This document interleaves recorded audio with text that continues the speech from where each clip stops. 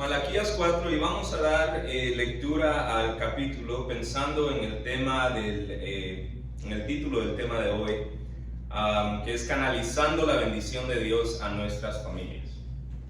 ¿Okay? Entonces leemos de la palabra de Dios pensando en el tema canalizando la bendición de Dios a nuestras familias. Dice la palabra de Dios: porque he aquí, viene el día ardiente como un horno, y todos los soberbios y todos los que hacen maldad serán estopa. ¿Saben qué es estopa?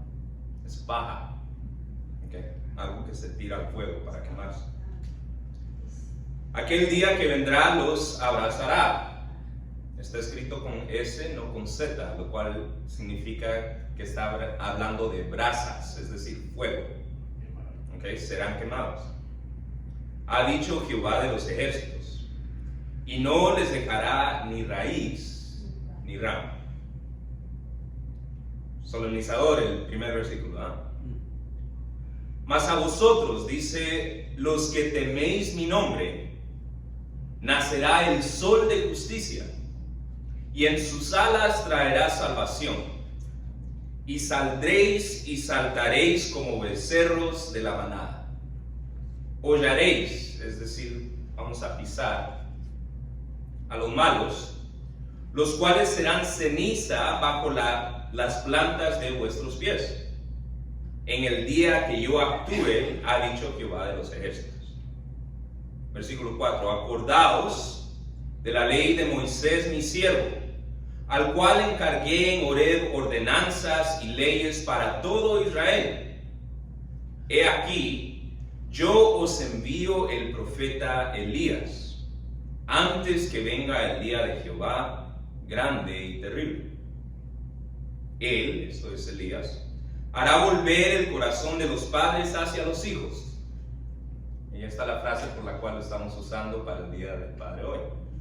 Él hará volver el corazón de los padres hacia los hijos, y el corazón de los hijos hacia los padres. No sea que yo venga y hiera la tierra con maldición. Para nuestra reflexión bíblica de hoy, estaremos contemplando este cuarto capítulo del libro de Malaquías para recibir la exhortación de Dios acerca de cómo podemos canalizar la bendición de Dios a nuestras familias. ¿Le interesaría canalizar la bendición de Dios a su familia? Aquí vamos a encontrar algunos principios acerca de cómo podemos canalizar la bendición de Dios a nuestras familias. Ahora, siendo que hoy celebramos el Día del Padre, bien podríamos decir que esta reflexión, o en esta reflexión, consideraremos cómo un padre o como un esposo puede canalizar la bendición de Dios a su respectiva familia. Pero la realidad es que los principios en este pasaje bien pueden ser aplicados por cualquier persona, en cualquier rol. Cualquier persona en cualquier rol que desea bendecir a su familia, sea como éste le entienda. Entonces, si hoy no se encuentra en el rol de un padre o un esposo, sino tal vez se encuentra en el rol de un hijo o una hija, o una madre a quien le ha tocado servir de madre y padre, o de un tío o una tía, o un primo o una prima, cualquiera que sea su rol, o cualquiera que sea su entendimiento del término familia. Tal vez cuando escuche usted familia es más relevante para usted pensar en sus padres, o en sus hermanos, o en sus nietos, o en su congregación, en vez de en esposa o hijos. Cualquiera que sea su rol y cualquiera que sea su entendimiento de familia, los principios en este pasaje acerca de cómo canalizar la bendición de Dios son aplicables en esos contextos también. Eso dicho, valdría la pena mencionar que el libro de Malaquías es un libro de profecía. El profeta Malaquías fue el último profeta por medio del cual Dios habló al pueblo de Israel unos 400 años antes de la llegada del Mesías prometido, esto es Jesús, al mundo. El mensaje que Dios le dio a Malaquías llega unos 100 años después de que otros dos personajes muy influyentes para el pueblo de Israel, Zacarías y Ageo, había ministrado al pueblo de Israel al animarlos a terminar de reconstruir el templo que habían destruido los babilonios. En ese entonces, el pueblo respondió al ministerio de Zacarías y Ageo, y el templo fue reconstruido. Sin embargo, después de esto, los israelitas cayeron en un estado de complacencia, o de laxitud, o sin usar palabras bonitas, en flojera espiritual. Así que el Señor mandó a Malaquías a hablarle al pueblo acerca del estado de tibieza espiritual de sus corazones.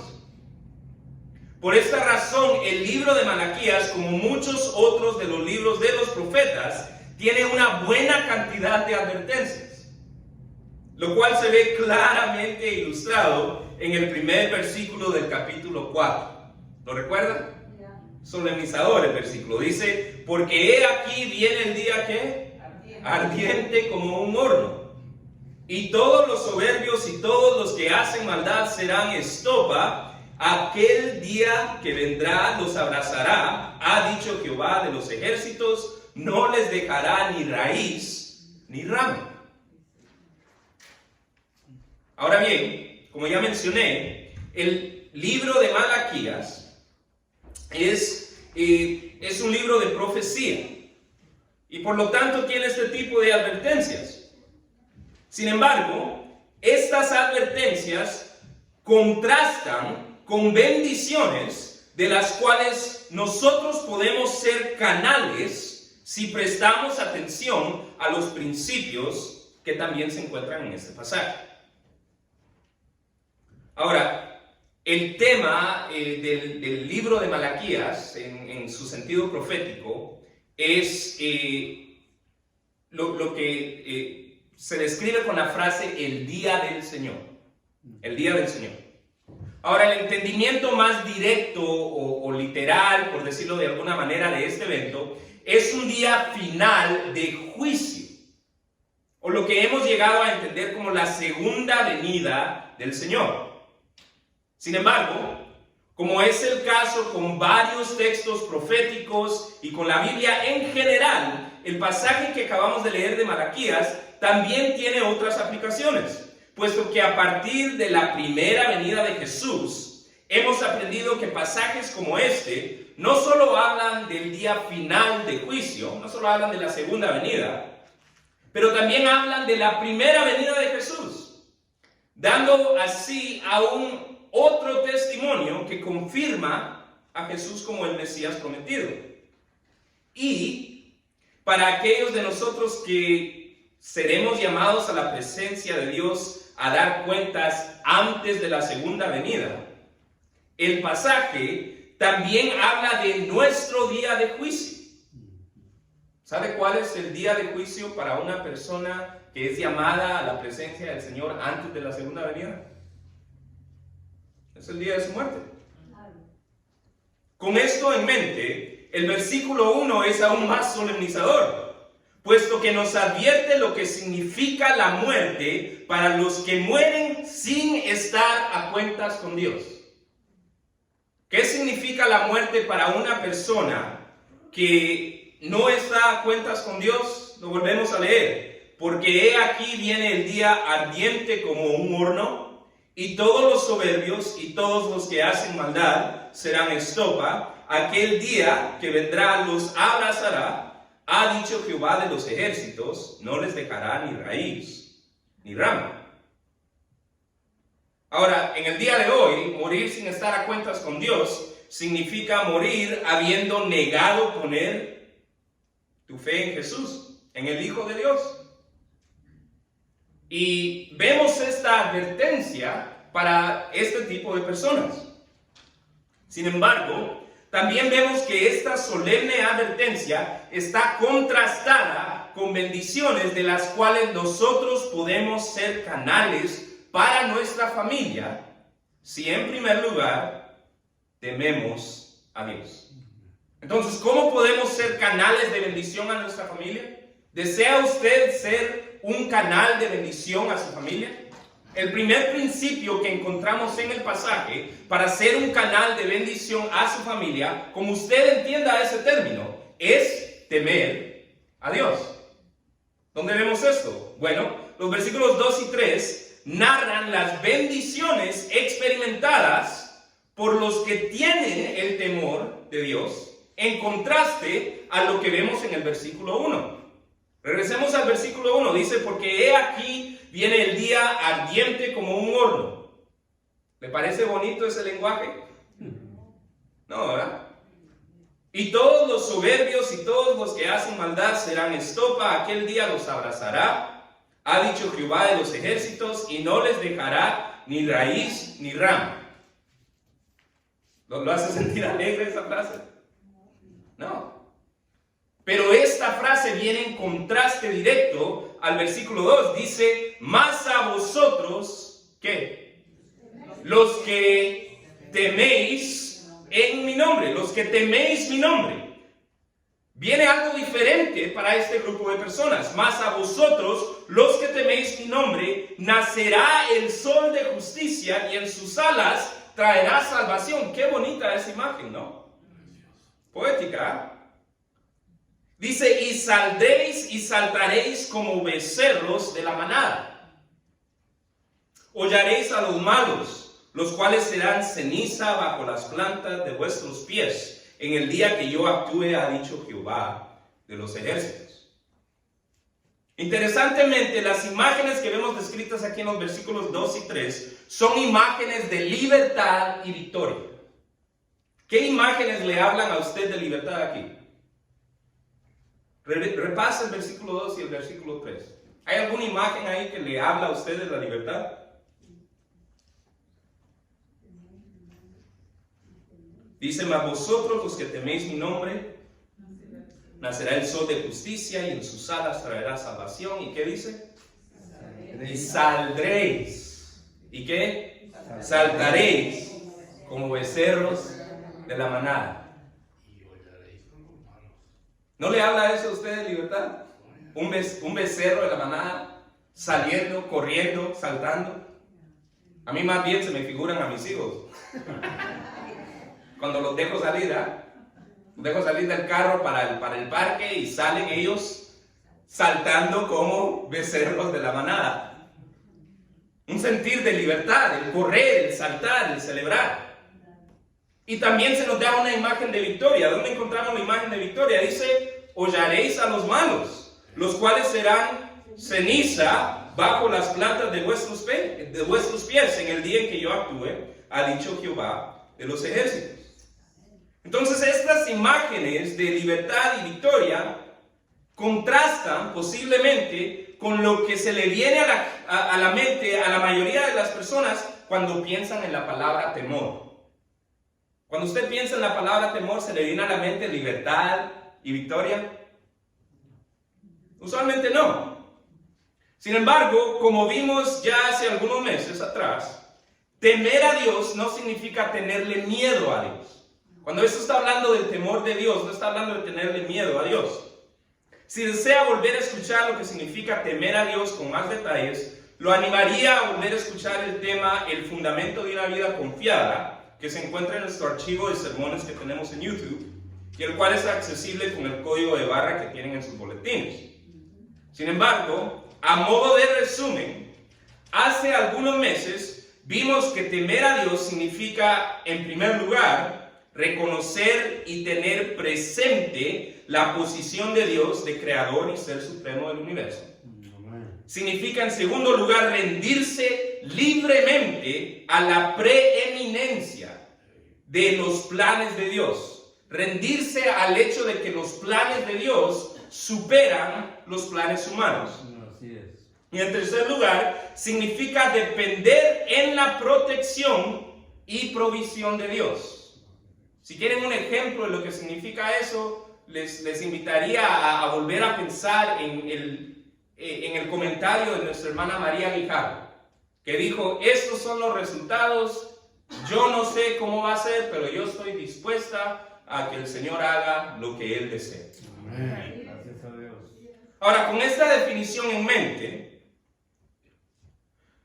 no es tan contrastante y es más bien lógico que las bendiciones de temer a Dios sean sentimientos de libertad y victoria. ¿A qué me refiero? Bueno, si reconocemos la posición de Dios como creador y ser supremo del universo, entenderemos que en realidad no hay autoridad mayor que nos pueda realmente cautivar y derrotar. Si no hay autoridad mayor que realmente nos pueda cautivar y derrotar, somos libres y victoriosos. Si nos rendimos a la preeminencia de los planes de Dios, si aceptamos que los planes de Dios son mayores y por encima de los planes humanos, no hay necesidad de ser cautivos del afán de sacar adelante nuestros propios esquemas y planes, puesto que sabemos que al fin de cuentas el plan de Dios se cumplirá exitosamente. Si no necesitamos ser cautivos del afán de sacar nuestros propios planes adelante, no somos cautivos, somos libres. Si no vivimos en el temor de la frustración de nuestros propios planes, no somos cautivos de la derrota, vivimos en victoria. Y finalmente, si dependemos de la protección y provisión de Dios, podemos ser libres del afán de ver cómo vamos a salir de esta. A mí me llamó tanto la atención su participación en Hermana María, porque en lo que usted dijo no escuché un afán de cómo voy a salir de esta. Lo que escuché fue, yo confío en la provisión y protección de Dios. Entonces, cuando confiamos en la provisión y protección de Dios, podemos ser libres del afán de, ¿y cómo le voy a hacer? Y esta vez, ¿cómo le hago? Y podemos descansar que la victoria es del Señor, que tiene sus ojos sobre los que Él ama. Y lo que estudiamos en el Salmo 33, si puede apuntar el Salmo 33 y leerlo más tarde, lo que leemos en ese Salmo es que Dios tiene los ojos sobre los que temen a Él para librar sus almas de la muerte y para darles vida en tiempo de hambre. Gloria sea a Dios. Esa es la frase leída directamente. Para librar sus almas de la muerte y para darles vida en tiempo de hambre. Entonces, ¿cuál es la aplicación para nosotros? Vuelvo a la pregunta inicial. ¿Desea canalizar las bendiciones de Dios a su familia? ¿Desea canalizar las bendiciones de caminar en libertad y victoria a su familia? Comience por experimentar lo que es caminar en libertad y victoria por usted mismo, al temer a Dios. ¿A qué me refiero? Bueno, ¿habrá alguna situación que lo está haciendo sentirse atrapado o frustrado o derrotado? Reconozca la posición de Dios como creador y ser supremo del universo, quien por serlo es mayor que cualquier situación que lo esté haciendo sentirse atrapado, frustrado o derrotado. Y quien declara de aquellos que lo reconocen como tal, de aquellos que lo reconocen como Dios, que a lo menos, the minimum, lo mínimo, es que tienen garantizada la victoria y la libertad en la eternidad. Es lo mínimo. Pero como cualquier persona que ha caminado en los caminos de Dios le podrá testificar, si usted deposita su fe en Dios, también verá y probará la libertad y victoria en esta vida. ¿Se siente agobiado por un intenso deseo de sacar adelante sus planes o sus esquemas? Ríndase a la preeminencia de los planes de Dios y experimente libertad y gozo. La libertad y el gozo que viene con ser partícipe de un plan cuyo éxito final está garantizado. El éxito de nuestros planes no está garantizado, pero el éxito del plan de Dios siempre se cumple. Se siente preocupado porque no sabe cómo va a conseguir para cubrir esta o aquella necesidad. Transfiera su dependencia en sí mismo a una dependencia en la protección y provisión en Dios, que no defrauda a los que han depositado su fe en Él. Entonces, ¿queremos ser canales de bendición a nuestras familias? Temamos a Dios. Temamos a Dios. Pero en segundo lugar, de acuerdo a este pasaje, si queremos canalizar las bendiciones de Dios a nuestra familia, debemos de buscar a Jesús en las Escrituras. No solamente debemos temer a Dios, pero tenemos que buscar a Jesús en las Escrituras. ¿Dónde vemos esto? Lo vemos en el versículo 4. En el versículo 4 vemos la continuación de la exhortación a experimentar las bendiciones del día del Señor con la instrucción de acordarse de la ley de Moisés. Versículo 4 dice, acordaos de la ley de Moisés. Acordaos de la ley de Moisés, mi siervo, al cual encargué en Horeb ordenanzas y leyes para todo Israel. Interesantemente, al leer frases como ley de Moisés, o al leer frases como ordenanzas y leyes para todo Israel, algunas personas tienen la tendencia a pensar que esta exhortación es estrictamente un llamado a llevar a cabo todo lo escrito en la ley mosaica. El problema con esto es que es imposible cumplir la ley en su totalidad. Es más, el propósito de la ley de Moisés, el propósito de los 10 mandamientos y el resto de todos esos reglamentos es hacernos conscientes del hecho de que no podemos cumplir la ley. Así es. Tanto así que si equivocadamente pensamos que el propósito de la ley es darnos una lista alcanzable de cosas que debemos hacer para llegar a Dios, lo que resultará es una idolatría a una ley incumplible que nos cegará al único que sí pudo cumplir la ley, Jesús. Así es. Esto es precisamente lo que se nos enseña en Gálatas 3. Ahí lo puede apuntar, yo se lo leo. Gálatas 3, empezando en el versículo 21, cuando dice, y estoy leyendo de la Nueva Traducción Viviente, dice, si la ley pudiera darnos vida nueva, nosotros podríamos hacernos justos ante Dios por obedecerlo. Pero las Escrituras declaran que todos somos prisioneros del pecado. Así que recibimos la promesa de libertad que Dios hizo únicamente por creer en Jesucristo. Antes de que se nos abriera el camino de la fe en Cristo, estábamos vigilados por la ley. Nos mantuvo en custodia protectora, por así decirlo, hasta que fuera revelado el camino de la fe. Dicho de otra manera, la ley fue nuestra tutora hasta que vino Cristo. Nos protegió hasta que se nos declarara justos ante Dios por medio de la fe. Gracias a Dios. Y ahora que ha llegado el camino de la fe, ya no necesitamos que la ley sea nuestra tutora.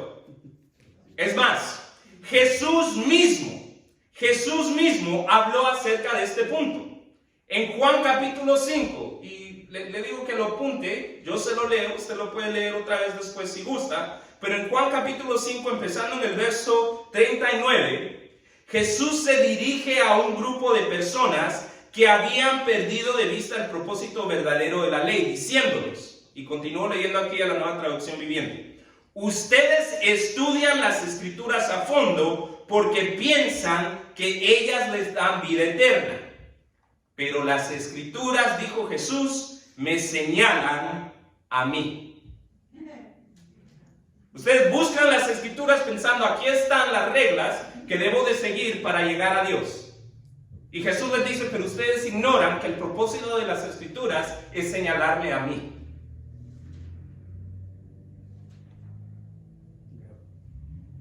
Continúo con el versículo 43 del capítulo 5.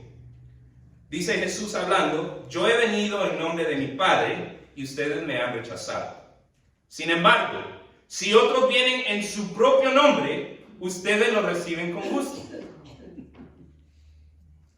Mire, esto es escrito 2000 años atrás. ¿No le parece tan actualizado esto? La gente no quiere oír de Jesús. Pero cualquier nueva corriente filosófica, I'm all ears. Cualquiera que viene en su propio nombre, en su propia inteligencia, bueno, a ese sí voy a escuchar. Jesús dice, otros vienen en su propio nombre y ustedes lo reciben con gusto. ¿Y saben lo que Jesús dice acerca de eso? Con razón les cuesta creer. Con razón les cuesta creer, pues a ustedes les encanta honrarse unos a otros, pero no les importa la honra que proviene del único que es Dios. Sin embargo, Jesús hablando todavía dice, no soy yo quien los acusará ante el Padre. Moisés los acusará. Sí, Moisés, en quien ustedes han puesto su esperanza. Si en verdad le creyeran a Moisés, me creerían a mí, porque él escribió de mí.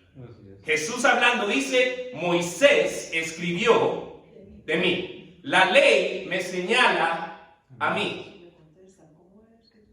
Adicionalmente, en Lucas 24, Jesús, después de su resurrección, enseñó a sus discípulos. Lucas 24, apúntele, yo se lo leo, usted lo busca después. Jesús le dijo a sus discípulos, y continúo leyendo aquí en la Nueva Traducción Viviente, les dice, cuando estaba con ustedes antes, es decir, antes de su muerte y su resurrección, les dije, Jesús hablando, que tenía que cumplirse todo lo escrito acerca de mí, en la ley de Moisés, en los profetas y en los salmos. Y finalmente, si no les he dado suficientes citas, Mateo 5, versículo 17. Sigo leyendo en la Nueva Traducción Viviente. Hablando Jesús dice, no malinterpreten la razón por la cual he venido. Al contrario, no vine para abolir la ley de Moisés o los escritos de los profetas. Al contrario, vine para cumplir sus propósitos. ¿A qué voy con todo esto? Que a la luz de lo que Jesús reveló en su primera venida, a la luz de lo que los apóstoles también enseñaron, la exhortación a acordarnos de la ley de Moisés, la exhortación que leemos en el versículo 4, acordaos de la ley de Moisés mi siervo, al cual encargué en Horeb ordenanzas y leyes para todo Israel, no es un mandato a, por ejemplo, cambiar nuestros servicios al sábado, o parar de comer puerco, como algunos grupos lo sugieren, sino que es más un llamado a buscar la persona, la obra, la gracia, la majestad de Jesús en toda la Escritura, de Génesis a Apocalipsis, debido que al acercarnos a las Escrituras de esta manera, encontraremos la liberadora y victoriosa realidad, que a pesar de que no podemos cumplir la ley a cabalidad, Dios en su amor y gracia envió a Jesús que sí la cumplió y tomó nuestro lugar, de modo que todo aquel que deposite su fe en él tenga vida eterna. Mire, de esto podemos leer en muchos lugares en la Biblia, pero le doy un lugar más.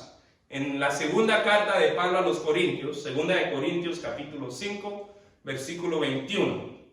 Continúo leyendo de la Nueva Traducción Viviente y dice, Dios hizo que Cristo, quien nunca pecó, fuera la ofrenda por nuestro pecado, para que nosotros pudiéramos estar en una relación correcta con Dios por medio de Cristo. Amén. O como bien lo dice la traducción Reina Valera que varios de ustedes ahorita tienen en sus manos. Al que no conoció pecado, esto es Jesús, por nosotros Dios lo hizo pecado para que nosotros fuésemos hechos justicia de Dios en él. Ahora, ¿cuál es la aplicación de todo esto? Regreso a la pregunta central. ¿Desea canalizar las bendiciones de Dios, de caminar en libertad, de caminar en victoria a su familia? Bueno, no solo tema a Dios, pero busque a Jesús en las Escrituras. Acuérdese de la ley de Moisés, lo cual, como hemos visto, significa busque la persona de Jesús en las Escrituras. Comience por experimentar lo que es caminar en libertad y victoria por usted mismo al buscar a Jesús en las Escrituras. Ahora, lo que esto puede significar puede variar para cada uno de nosotros. Para algunos de nosotros, esto bien puede ser un llamado a hacernos el propósito de mantenernos al día en cuanto a los estudios bíblicos congregacionales que se hacen aquí domingo en domingo. Lo cual puede significar empezar a priorizar estar presente el domingo. Tal vez es necesario un cambio de prioridades para estar presente el domingo y escuchar el estudio. O tal vez puede significar empezar a preguntar cómo accesar la transmisión en vivo que hacemos los domingos para las ocasiones en que no va a poder estar presente en persona. O tal vez significa investigar cómo accesar el archivo de sermones que tenemos disponible en YouTube. Para otros, el buscar la persona de Jesús en las Escrituras puede significar retomar la práctica devocional que tal vez había descuidado, de leer o estudiar las Escrituras individualmente y de manera regular en adición a nuestro estudio congregacional. Mientras que para aún otros tal vez puede significar empezar esa práctica por la primera vez. Mire, para aún otros esto puede significar tantas cosas. Puede significar buscar impartir o participar en un discipulado, o en un estudio bíblico de entre semana, o en un club de lectura o reflexión grupal en base a otro material de estudio bíblico.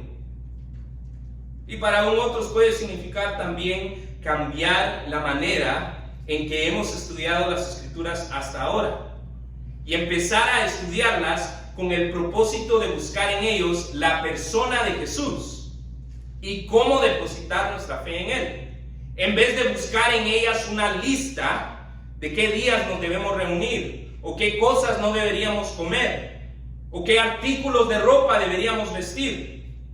O para dar otro ejemplo, necesitamos empezar a buscar la persona de Jesús en vez de buscar en las Escrituras municiones para argumentar con familiares o conocidos acerca de prácticas que nos parecen fastidiosas con el ánimo de ganar un argumento, en vez de motivar genuinamente a que busquen a Dios. Así es. Sea como sea, la exhortación es la misma. Busquemos a Jesús en las Escrituras.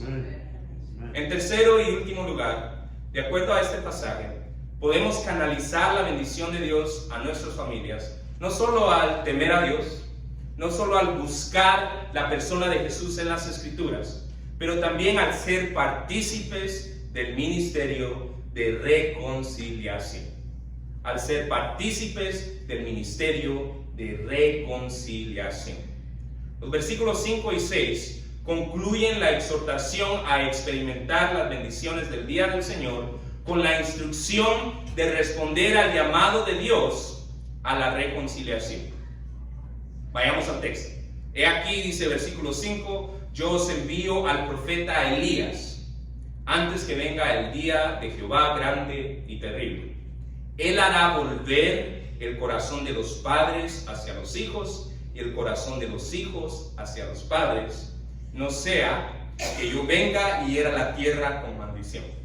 Y esa frase, hará volver el corazón de los padres a los hijos a los padres, es la razón por la cual, o la porción de este pasaje por el cual estamos estudiando este pasaje el Día de los Padres. Ahora, interesantemente, la promesa de enviar a Elías, quien para el momento en el cual Malaquías está escribiendo, Elías había ministrado ya hace mucho tiempo atrás. Es decir, Malaquías no está escribiendo antes de que viniera Elías. Malaquías está escribiendo después de que había venido Elías. Y Malaquías dice, vendrá Elías. Interesante, ¿no? Entonces, la promesa de enviar a Elías tiene como propósito volver el corazón de los padres hacia los hijos y el corazón de los hijos hacia los padres, no sea, dice el Señor, que yo venga y hiera la tierra con maldición. Ahora, debido a que Elías había ministrado ya hace mucho tiempo atrás cuando Malaquías escribió, esta profecía tiene varios aspectos. En términos de la primera venida de Jesús, Jesús mismo fue bastante claro acerca de lo que esta parte de la profecía significaba. En Mateo 11, empezando en el versículo 12, leemos que Jesús dijo lo siguiente: porque todos los profetas y la ley profetizaron hasta Juan. Y si queréis recibirlo, él, es decir, Juan, es aquel Elías que había de venir. Luego, en Mateo 17, empezando en el versículo 10, leemos que los discípulos de Jesús le preguntaron, los discípulos de Jesús se acercan y le preguntan diciendo: ¿por qué pues dicen los escribas, que eran los que estudiaban la ley en ese entonces, que es necesario que Elías venga primero? Respondiendo Jesús les dijo: a la verdad, Elías viene primero y restaurará todas las cosas. Mas os digo que Elías ya vino y no le conocieron, sino que hicieron con él todo lo que quisieron. Así también el Hijo del Hombre padecerá de ellos. Entonces, dice, los discípulos comprendieron que les había hablado de Juan el Bautista. Juan el que bautizaba. La denominación bautista no existía en ese entonces.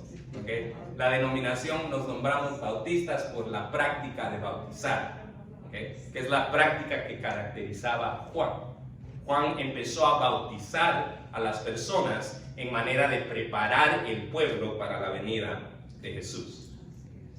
Adicionalmente, en la narrativa del anuncio del nacimiento de este personaje, de Juan el Bautista, esta narrativa se encuentra en Lucas 1, ¿okay? Que lo puede apuntar.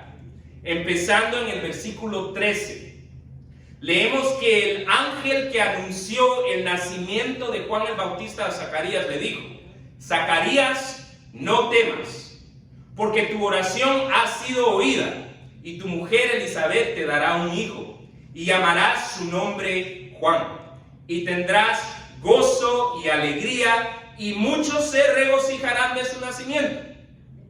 Y un poco más adelante dice: y hará que muchos, escuche, y hará que muchos de los hijos de Israel se conviertan al Señor Dios de ellos, e irá delante de él con el espíritu y poder de Elías, para hacer volver los corazones de los padres a los hijos y de los rebeldes a la prudencia de los justos, para preparar al Señor un pueblo bien dispuesto.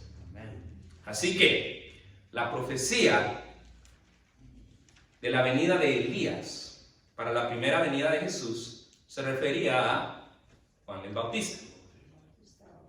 Ahora, en cuanto a la segunda venida de Jesús que estamos esperando, muchos consideran que esta profecía de la venida de Elías se refiere a una venida milagrosa y literal de Elías, junto con Moisés, quienes constituirán los dos testigos de los cuales habla el libro de Apocalipsis.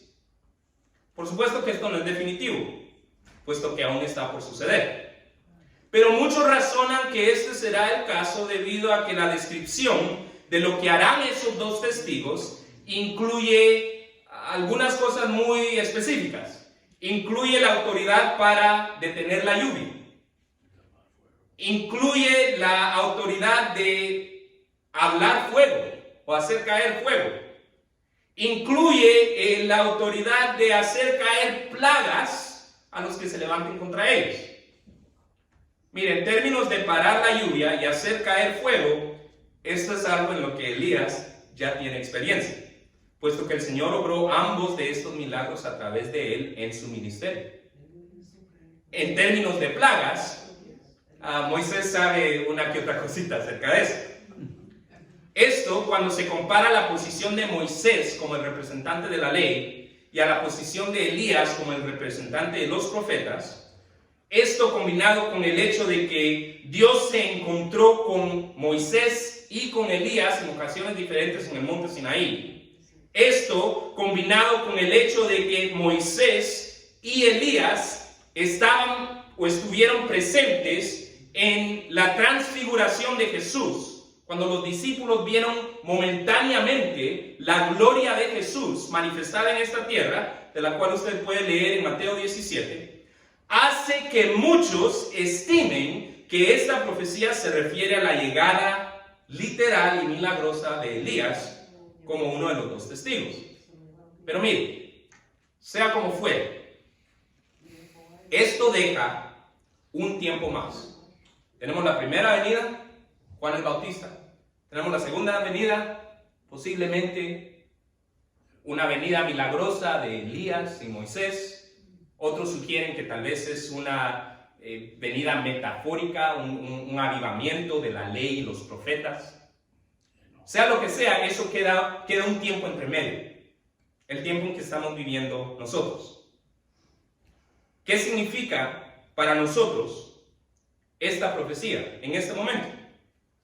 La respuesta se encuentra en la descripción que este pasaje hace del ministerio de este Elías que viene. Dice del ministerio de este Elías: hará volver el corazón de los padres hacia los hijos y el corazón de los hijos hacia los padres, no sea, dice el Señor, que yo venga y hiera la tierra con maldición. Ahora, ¿qué significa esto? Algunos toman esta frase de manera literal, es decir, una reconciliación literal entre padres e hijos. Mientras que otros, debido al paráfrasis que se encuentra en el Evangelio de Lucas y que acabamos de leer, recuerdan lo que leímos en Lucas, dice: irá delante de él con el espíritu y poder de Elías para hacer volver los corazones de los padres a los hijos y de los rebeldes a la prudencia de los justos, para preparar al Señor un pueblo bien dispuesto. Entonces otros, debido a ese paráfrasis, consideran que la frase es más metafórica, hablando de una reconciliación entre la fe de los primeros padres del pueblo israelita, que serían los justos, y la incredulidad de sus descendientes, que son los rebeldes. Sea cual fuere la interpretación a la que usted se incline, sea que usted diga, bueno, yo voy a entender esto de manera literal, o sea que usted diga, bueno, yo voy a entender esto de manera metafórica, el hilo común es que el ministerio de Elías es uno de reconciliación. Como usted lo entienda, el ministerio de Elías va a ser un ministerio de reconciliación, lo cual nos sugiere que al mencionar que el éxito del ministerio de Elías tiene el propósito de evitar que la tierra sea herida con maldición, como lo vemos en el versículo 6, lo que realmente estamos viendo es una exhortación a experimentar la bendición del día del Señor al no negarnos al ser partícipes del ministerio de la reconciliación. ¿Pero qué es el ministerio de la reconciliación? Les leo de 2 de Corintios, una vez más, capítulo 5, lo puede apuntar.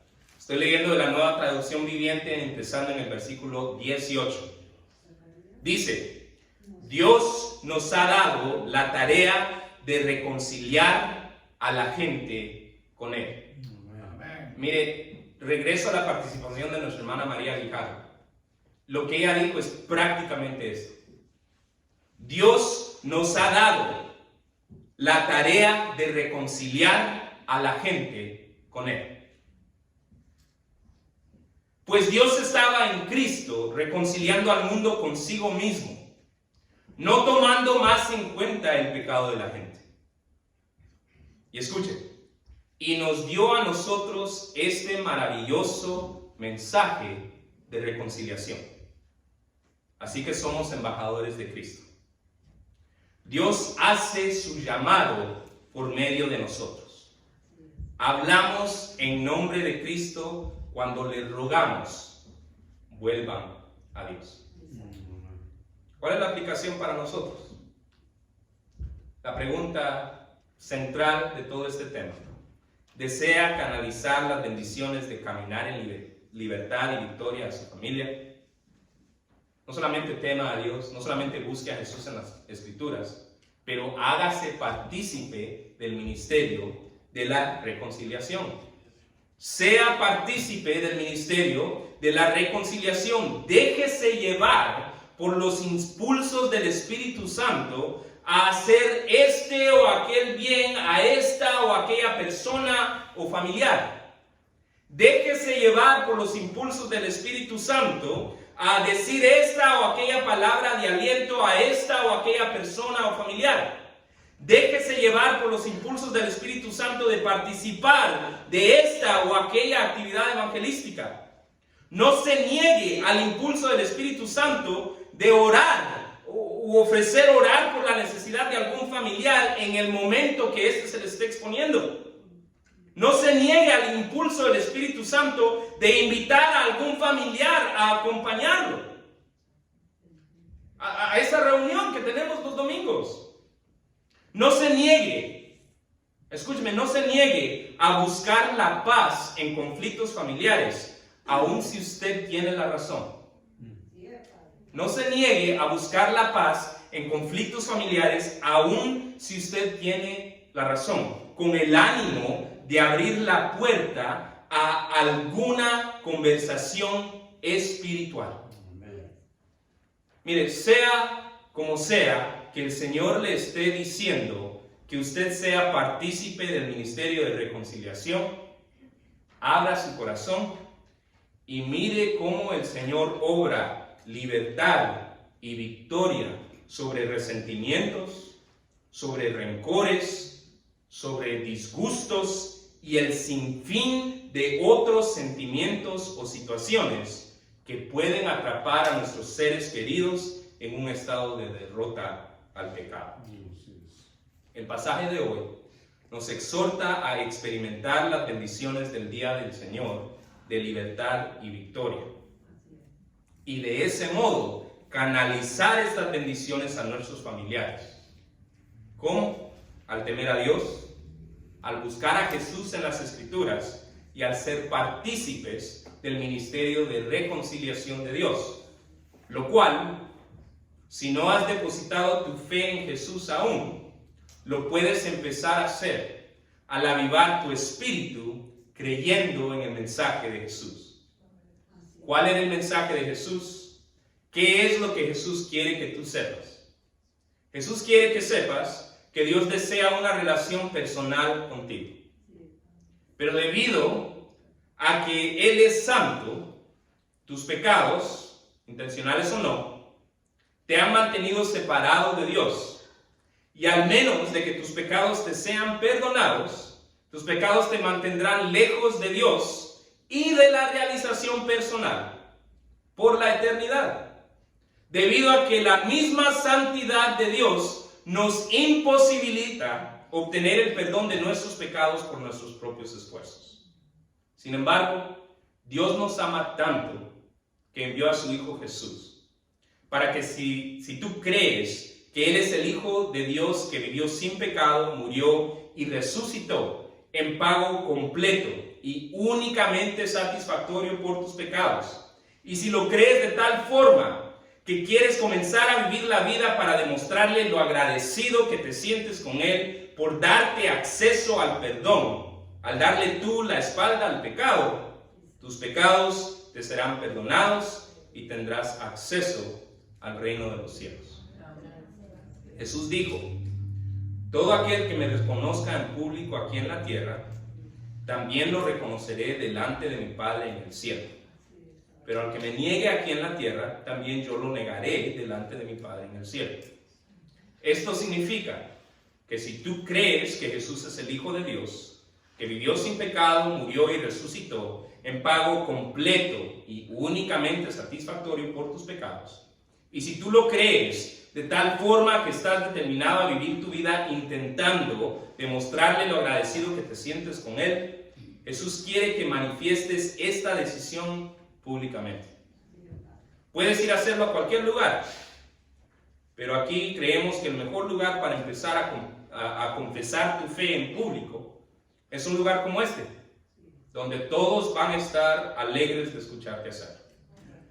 Por esta razón, si hoy deseas confesar por primera vez que crees que Jesús es el Hijo de Dios, que vivió sin pecado, murió y resucitó en pago completo y únicamente satisfactorio por tus pecados, y quieres confesar que lo crees de tal forma que quieres comenzar a vivir la vida para demostrarle lo agradecido que te sientes con Él al darle tú la espalda al pecado, yo te invito a que cierres tus ojos, ores al Señor pidiéndole perdón por tus pecados, confesando tu fe en Jesús y su obra, dedicando tu vida a Él, y pases al frente cuando el pastor haga la invitación a hacerlo para orar por ti.